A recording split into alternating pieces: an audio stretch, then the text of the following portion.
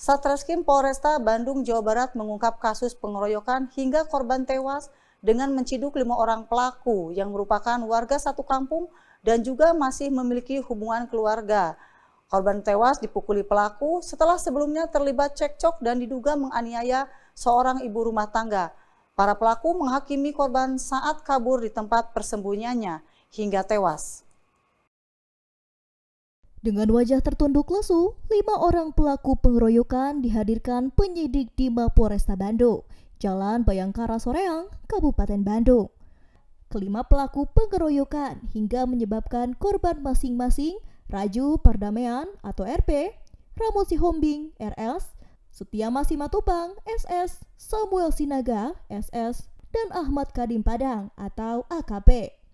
Kelima pelaku merupakan warga satu kampung yang menyebabkan korban Aldoni, pria berusia 31 tahun tewas setelah mengalami luka pukulan benda tumpul.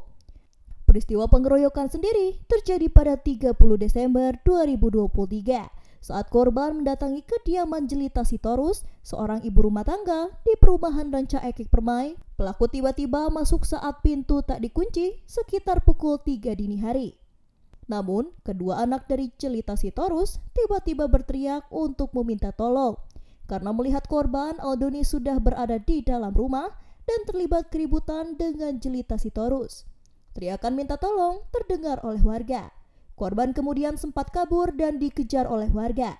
Korban kemudian akhirnya tewas setelah dikepung pelaku hingga akhirnya tewas dipukul hingga ditendang dan mengalami luka lebam di sekujur tubuh. Penyidik Satreskrim Polresta Bandung akhirnya menciduk 5 pelaku. Setelah menerima laporan dan meminta keterangan sejumlah saksi, pelaku kesal karena mengetahui jika Jelita Sitorus yang ternyata masih kerabat 5 pelaku diduga dianiaya oleh korban. Pada kesempatan ini, Polresta Bandung melaksanakan kegiatan press conference menginformasikan kepada warga masyarakat tentang kasus pengeroyokan yang mengakibatkan korban meninggal dunia. Pada awalnya tanggal 30 Desember 2023, tepatnya pukul 03.00 waktu Indonesia Barat, ya jam 3 pagi menuju subuh, itu korban masuk ke dalam rumah saudari Jelita. Kemudian terjadi konflik awal di rumahnya saudari Jelita. Pada saat itu saudari Jelita pada saat mengalami keributan, putrinya hadir ya atas nama saudari Naomi dan saudari Hana, dan saudari Naomi, saudari Hana dan Jacob berteriak minta tolong sehingga warga sekitar keluar dari rumahnya masing-masing dan mendekat kepada teriakan tersebut. Pada saat itu, korban keluar dari rumah saudari Jelita, kemudian bersembunyi. Pada saat warga masyarakat memasuki rumah saudari Jelita, melihat saudari Jelita dalam kondisi luka-luka, berdarah, dan membawa ke rumah sakit. Pada saat sudah terbawa ke rumah sakit, masih dilakukan diskusi, berbincang-bincang di antara warga sekitar.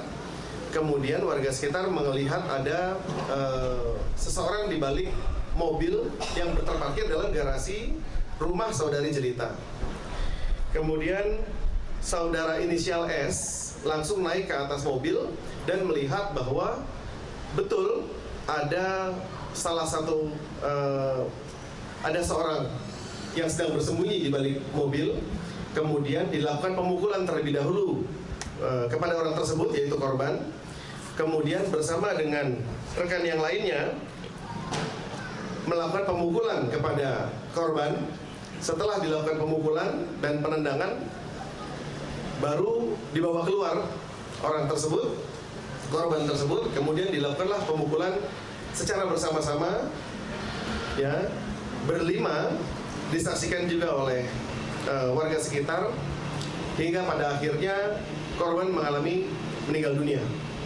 Atas perbuatannya, Polresta Bandung dalam kurun waktu tidak lebih dari 1 kali 24 jam bisa mengamankan kelima tersangka dengan berbagai macam alat bukti yang sudah bisa kami amankan, dan kepada kelima tersangka tersebut dijerat dengan pasal 170 ayat 3, yaitu melakukan pengeroyokan yang mengakibatkan korban meninggal dunia dengan ancaman hukuman 12 tahun pidana penjara.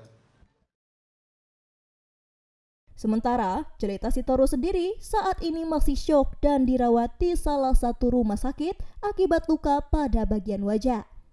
Selain satu kampung, para pelaku masih memiliki kekerabatan saudara dan saat ini belum diketahui pasti hubungan antara korban dengan Jelita Sitorus. Karena perempuan berusia 40 tahun tersebut belum bisa dimintai keterangan oleh penyidik. Sementara pelaku terancam hukuman 12 tahun penjara karena dijerat pasal 150 KUHP tentang pengeroyokan secara bersama-sama.